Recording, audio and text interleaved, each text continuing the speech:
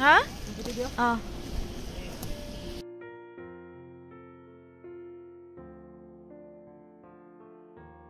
বহুদিনৰ এটা সপোন আছিল অৰুণাচলৰ ফালে ফুৰিবলৈ যাম আৰু সেই সপোনটো আমাৰ এনেকৈ এদিন বাস্তৱ হৈছিল আহকচোন আমাৰ ভ্ৰমণ অভিজ্ঞতাৰ কিয় অংশ আপোনালোকৰ মাজত শ্বেয়াৰ কৰোঁ আপোনালোক সকলোকে মই স্বাগতম জনাইছোঁ আৰু আজি আমাৰ এই যি ট্ৰেভেলিং ব্লগ বুলি ক'ব পাৰে আপোনালোকে এইটো আৰম্ভ কৰিব লৈছোঁ আমি ডিচেম্বৰৰ 1 তাৰিখ 2024 চন তাৰিখে আমাৰ জাৰ্ণি আৰম্ভ হৈছিল অৰুণাচল প্ৰদেশলৈ বুলি এই যাত্ৰাৰ লগৰীয়া আছিল মোৰ লগৰীয়া এজন ৰূপম কোচ আৰু তেওঁৰ পৰিবাৰ আমি চাৰিওৱে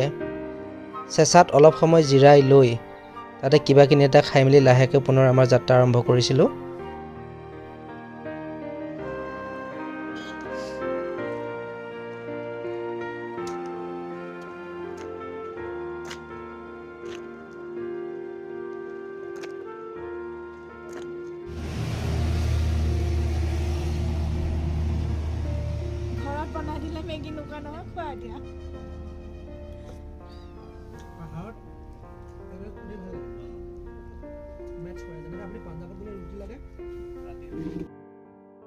চহৰৰ ব্যস্ততাপূৰ্ণ জীৱন আৰু কৃত্ৰিমতাৰ পৰা আঁতৰি মানসিক প্ৰশান্তিৰ বাবে আমি যি অৰুণাচলৰ যাত্ৰা আৰম্ভ কৰিছিলোঁ এই যাত্ৰা কিন্তু আমাৰ জীৱনৰ এক অবিচ্ছেদ্য অংগ হৈ ৰ'ব চাৰিওফালৰ সেউজীয়া পাহাৰবোৰ আৰু তাৰ মাজেৰে গতি কৰা এই সৰ্পিল গতিৰ যি ৰাস্তা এই ৰাস্তাৰ যি অভিজ্ঞতা আপোনালোকক মই ভাষাৰে বৰ্ণনা কৰিব নোৱাৰিম চেঁচাৰ পৰা অলপ দূৰ গৈয়ে আমি দেখা পালোঁ এটা সুন্দৰ নিজৰা খৰালি মাহতো কিন্তু ইয়াৰ সুন্দৰতা শেষ হৈ যোৱা নাছিল মোৰ পৰিবাৰ লগতে মোৰ সহযাত্ৰী সকলো মিলি এই সুন্দৰতা অলপ সময়ৰ বাবে উপভোগ কৰিলোঁ আৰু উপভোগ কৰি পুনৰ আমাৰ গন্তব্যস্থানলৈ বুলি আমাৰ যাত্ৰা আৰম্ভ কৰিলোঁ অলপ দূৰ গৈয়ে প্ৰথমটো সুৰংগ লগ পালোঁ প্ৰথমটো সুৰংগ আমাৰ যাত্ৰাটোৰেই নাছিল জীৱনৰ প্ৰথমটো সুৰংগ আগতে সুৰংগ কি দেখা পোৱা নাছিলোঁ আৰু ইয়াৰ যি কাৰুকাৰ্য দেখি সঁচাই অভিভূত হৈ পৰিছিলোঁ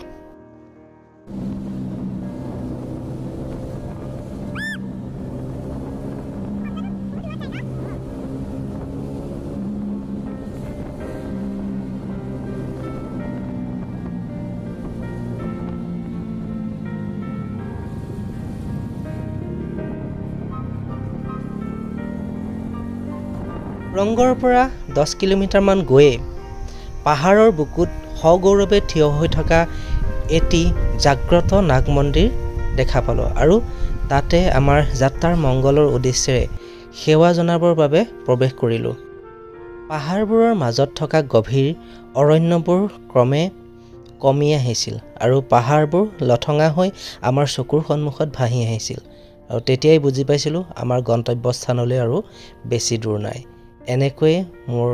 বিশ্বস্ত সংগী বাইকখনৰ সহায়েৰে আমাৰ যাত্ৰাটো পুনৰ আৰম্ভ কৰিলোঁ অলপ দূৰ গৈয়ে সৰু চহৰ যেন লগা এই ঠাইখনত উপস্থিত হৈছিলোঁ ঠাইখনৰ নামটো কি আছিলে পাহৰিছোঁ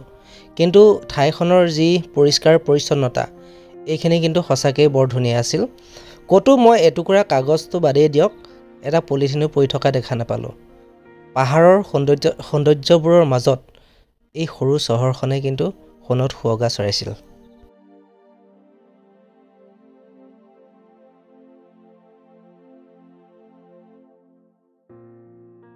নদীৰ মোহনাত কিন্তু বহুত কহুৱা দেখা পাইছোঁ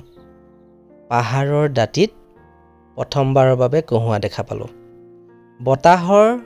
তালে তালে যেন কহুৱাবোৰে গীত গাইছে অৰুণাচলৰ সৌন্দৰ্যতাৰ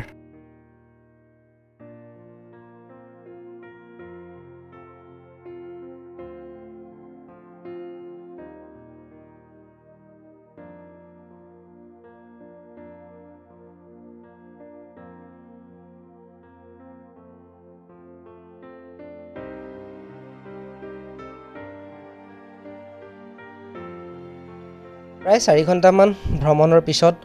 আমি অৱশেষত উপস্থিত হৈছিলোঁ আমাৰ অতি চিনাকি শুনি থকা এখন ধুনীয়া চহৰ বমদিলাত একৈয়ে বমদিলা চহৰখন কিছু সময় চোৱাৰ পিছতে শুনা পালোঁ বমদিলাত থকা বৌদ্ধ মন্দিৰত সাংস্কৃতিক অনুষ্ঠান হৈ আছে সেয়ে তাৰ যি সাংস্কৃতিক অনুষ্ঠান উপভোগ কৰাৰ উদ্দেশ্যেৰে আমি পুনৰ তালৈ যাত্ৰা কৰিলোঁ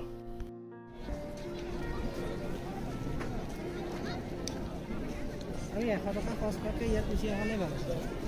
কিয় ফ্ৰী অফ কষ্ট খানা পালোঁ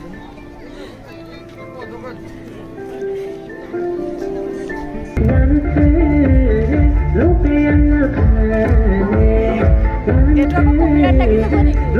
Copyright lagi sama nih? Nggak lagi, dunia lagi cak.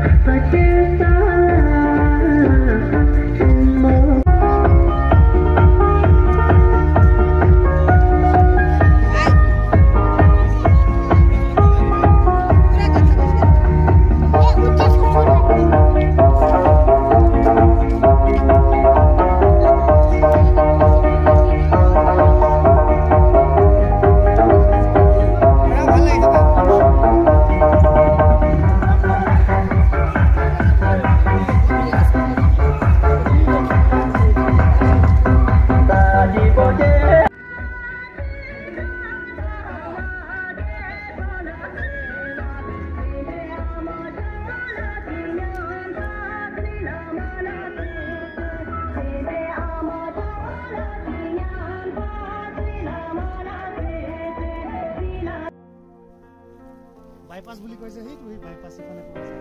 ওই তুই আইলো ওই নিচে রাস্তা দেখি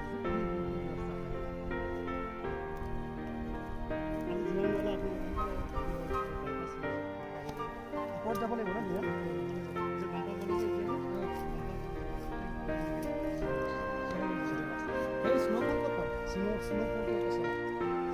বৌদ্ধ মন্দিৰত কিছু সময় সাংস্কৃতিক অনুষ্ঠান উপভোগ কৰি লৈ বমদিলা চহৰখন ধুনীয়াকৈ উপভোগ কৰোঁ বুলি বমদিলা চহৰৰ গাতে লাগি থকা যি হেলিপেড আছে তালৈ আমি গুচি আহিলোঁ আৰু তাতে গৈ হে ভগৱান ইমান ধুনীয়া জেগা যেন গোটেইখন স্বৰ্গ আবেলিৰ কিৰণেৰে পাহাৰৰ মাজত যি সুন্দৰতা সৃষ্টি কৰিছিল যি বমদিলা চহৰখনৰ সুন্দৰতা আৰু দুগুণ বৃদ্ধি কৰিছিল চহৰখন চাই থাকোঁতে গমেই নাপালোঁ কেতিয়ানো সন্ধিয়া হ'ল আৰু সন্ধিয়া হোৱাৰ লগে লগে আমি ৰাতি থকাৰ যি ব্যৱস্থা কৰাৰ উদ্দেশ্যেৰে হোটেল বিচৰাত লাগি গ'লোঁ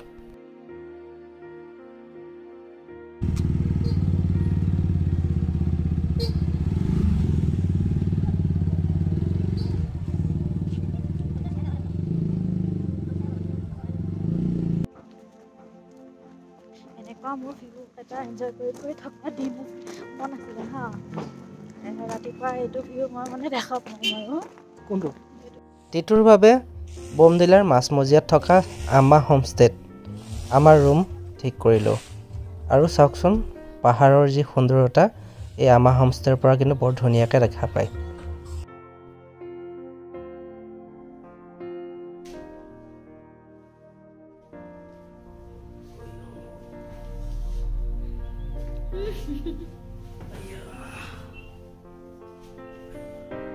তোমাৰ ফিল্ডটো কেনেকুৱা লাগিছে আজি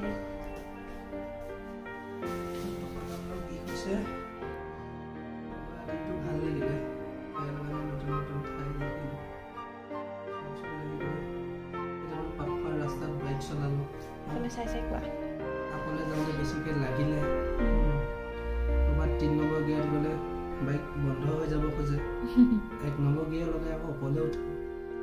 2 নম্বৰ গিয়াৰত উঠে এনেকুৱা আৰু